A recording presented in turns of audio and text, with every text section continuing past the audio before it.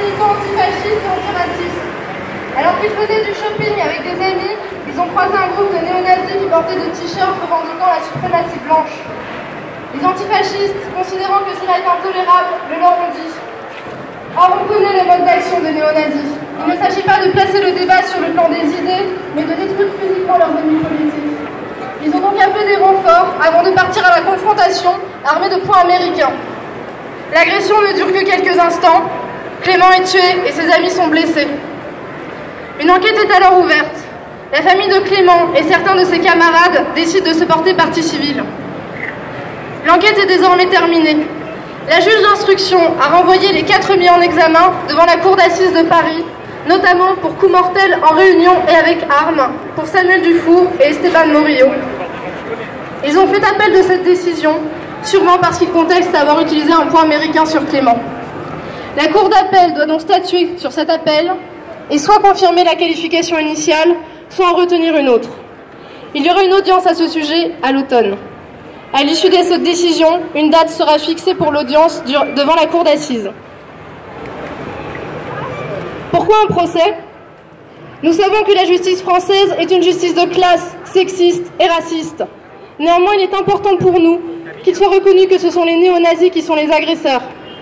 Qu'ils ont agressé pour des motifs politiques et que Clément n'est pas responsable de sa propre mort.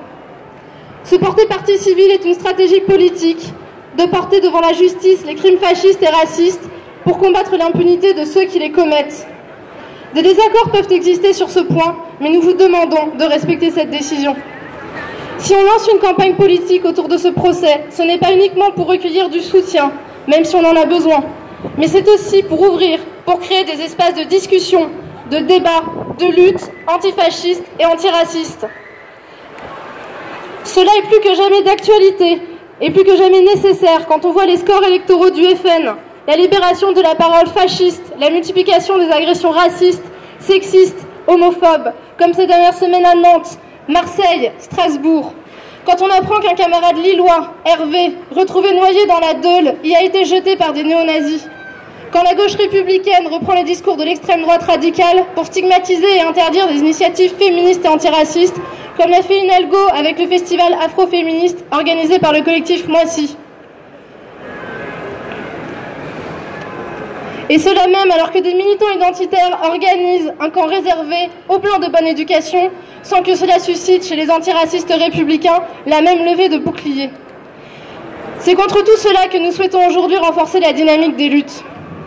Antifascisme, antiracisme, antisexisme, antispécisme, lutte contre toute forme d'oppression afin de vivre dans une société plus juste, voilà ce pourquoi Clément vivait, ce pourquoi Clément luttait. Se souvenir, c'est lutter, et c'est le meilleur hommage que nous puissions lui rendre. Clément vivra, toujours dans nos combats.